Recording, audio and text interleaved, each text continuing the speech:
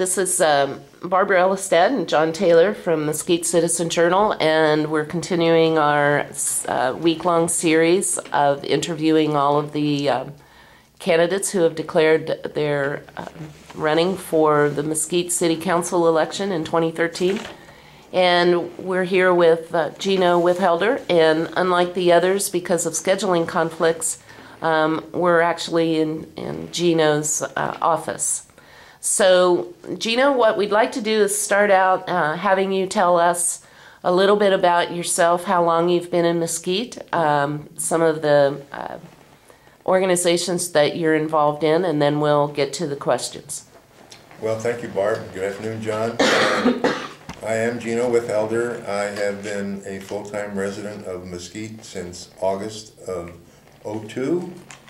I am currently employed at Premier Properties. I am the corporate broker of record, and I'm a four-year member of, close to a four-year member of the City Council. I was elected in 2009 and hope to be re-elected. Been very active in the city since we've been here. I was a past president of the Calais Homeowners Association. I was a past president of the Falcon Ridge Master Association. I'm on the board of directors of the Virgin Valley Artists Association. I'm on the board of directors of the Salvation Army. I'm the president of the Falcon Ridge Golf Club. I'm the executive vice president of Southern Nevada Golf Association. And I wear a lot of hats and devote a lot of time, obviously, to the community and the citizens. So that's me in a nutshell. Okay. How do you have time to sleep? Well, I sleep until about 7, and I get up and read the Citizen Journal online and correct all your errors and take it from there. Okay. All right. Well, that's this interview's over. No, just kidding. All right. Let's start in with the questions. Obviously, the City Council does not have control over Overton Power District itself. However, we'd like to hear your thoughts about the mayor's quest to find a new power supplier, and how would you do that if you are re-elected to City Council? Well, obviously there's been some very legitimate concerns with OPD. I do believe that there have been some problems with open meeting laws and procedural events that have or have not taken place in the past. I totally support Mayor Weir's efforts in potentially looking for a new power supplier. I believe there are some alternative measures that could be taken, and as you may have heard me speak in the past, I've been a real advocate and proponent of the potential of solar power in the city of Mesquite. And I believe there are avenues and ways to make that happen. However, I'm not the engineer guy, so therefore it's beyond my realm of possibilities. So yes, I do support at least the aspect of looking at prospective new sources of energy, yes. Okay. Gino, what are your thoughts about making the Gold Butte area a national conservation area with or without wilderness? And how do you think it would serve as an economic development engine for Mesquite? Well, I'm not sure that it would greatly enhance Mesquite economics. I think there are some possibilities that down the road we could get some benefit out of it.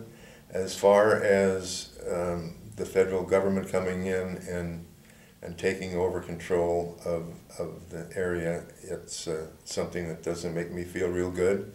I think if we keep the federal government out of our lives as much as possible, the better off we are. And with the way things are going in Washington, who knows what could happen. So therefore, if I had a say in it, I would vote to keep the federal government away from our area. We have enough local knowledge and enough local people that have been here for a long, long time that are probably well better served by the bureaucrats in Washington telling us what to do in our backyard.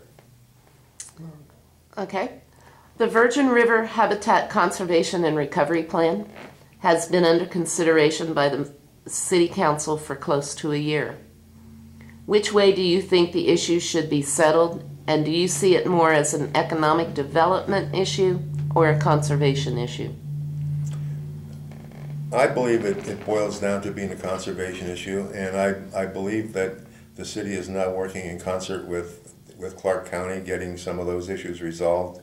I think the biggest issue was the fees that were being assessed to the citizens and the developers of Mesquite. And if those issues can be taken care of, I believe the conservation end will take care of itself. As you know, our lobbyist, Mr. Hardy, has been working diligently behind the scenes for some time with Clark County, and I believe it's becoming close to being resolved. Okay, thank you.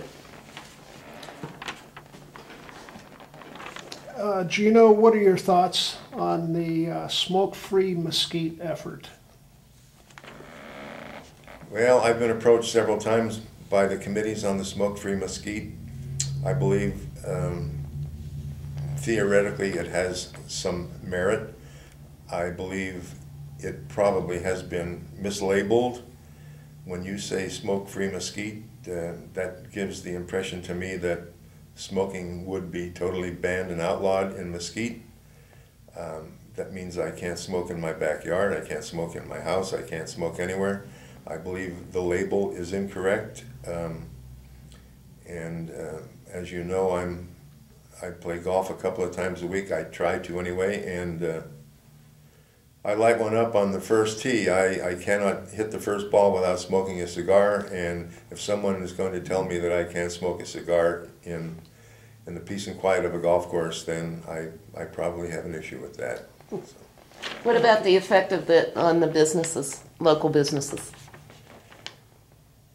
You know, I think each business should have the opportunity to declare themselves smokeless or smoking permitted.